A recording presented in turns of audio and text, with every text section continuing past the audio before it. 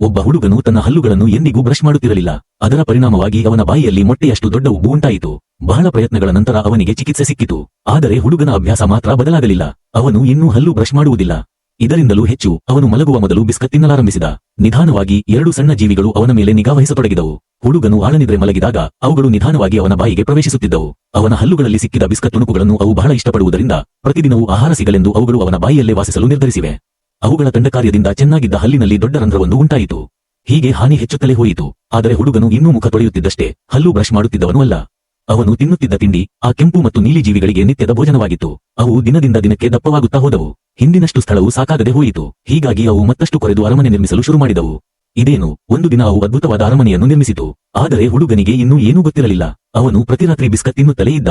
ಈ ಬಾರಿ ಅವುಗಳು ಒಂದು ಆಟದ ಜೂಲು ಮಾಡಬೇಕೆಂದು ಯೋಜಿಸಿದವು. ಆದರೆ ಜೂಲು ತುಂಡಾಗಿ ಬಿದ್ದು ಬಿಟ್ಟಿತು. ಅವುಗಳು ಬಿದ್ದು ಹೋದವು. ಹುಡುಗನು ತಕ್ಷಣವೇ ತೀವ್ರವಾದ ನೋವಿನಿಂದ ಎದ್ದನು ಮತ್ತು ಅವನ ಮುಖ ಮತ್ತೆ ಮೊಟ್ಟೆಯಷ್ಟು ಉಬ್ಬಿತು. ಶಾಲೆಯಲ್ಲಿ ಮತ್ತೆ ಎಲ್ಲರೂ ಅವನನ್ನು ಹಾಸ್ಯ ಮಾಡಲು ಆರಂಭಿಸಿದರು. ಹೆಚ್ಚು ಔಷಧಿಗಳನ್ನು ಹಾಕಿದರೂ ನೋವು ಹೋಗಲಿಲ್ಲ. ಆ ಇಬ್ಬರು ಜೀವಿಗಳು ಈಗ ಅವರ ಅರಮನೆಗಳಲ್ಲಿ ಪಾರ್ಟಿ ಮಾಡುತ್ತಿದ್ದರು. ಅವುಗಳಿಗೆ ಹೆಚ್ಚು ಮಜಾ, ಹುಡುಗನಿಗೆ ಹೆಚ್ಚು ನೋವು. ಹಲ್ಲಿನ ನೋವು ರೋಗವಲ್ಲ, ಆದರೆ ನೋವಿನ ರೀತಿ ಜೋರಾಗಿರುತ್ತದೆ. ಈ ಬಾರಿಗೆ ಹುಡುಗನು ಅದನ್ನು ಸಂಪೂರ್ಣವಾಗಿ ಅರ್ಥ ಮಾಡಿಕೊಂಡ. ಅವನು ಹಲ್ಲುಗಳನ್ನು ಚೆನ್ನಾಗಿ ಬ್ರಷ್ ಮಾಡಲು ನಿರ್ಧರಿಸಿದ. ಇದು ಪರಿಣಾಮಕಾರಿಯಾಯಿತು. ಟೂತ್ಪೇಸ್ಟ್ನ ವಾಸನೆಗೆ ಜೀವಿಗಳು ಭಯದಿಂದ ನಡುಗಿದವು. ಆದರೆ ಅವು ಈಗಾಗಲೇ ಸಿದ್ಧವಾಗಿದ್ದವು. ತಕ್ಷಣವೇ ಅವು ತಮ್ಮ ಗುಪ್ತ ಬಂಕರ್ಗೆ ಓಡಿದವು. ಆದರೆ ನೋವು ಇನ್ನೂ ಹೋಗಿರಲಿಲ್ಲ. ಹುಡುಗನು ಈಗ ಡಾಕ್ಟರ್ ಬಳಿಗೆ ಹೋಗಬೇಕೆಂದು ತಿಳಿದುಕೊಂಡ.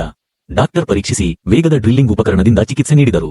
ಜೀವಿಗಳು ಹೆದರಿ ಓಡಿದವು. ಆದರೆ ಡ್ರಿಲ್ ಹಿಂಬಾಲಿಸುತ್ತಲೇ ಇತ್ತು. ಡಾಕ್ಟರ್ನ ಔಷಧಿಯು ಅವರ ದಾರಿಯನ್ನು ತಡೆದು ಹಿಡಿದು ಅವುಗಳನ್ನು ದಬ್ಬಿಸಿಕೊಂಡಿತು. ಹುಡುಗನು ಮುಖವನ್ನು ಮೌತ್ ವಾಶ್ನಿಂದ ಕ್ಲೀನ್ ಮಾಡಿದ. ಹೀಗೆ ಅವುಗಳು ಹಲ್ಲಿನಿಂದ ಹೊರದೂಡಲ್ಪಟ್ಟವು.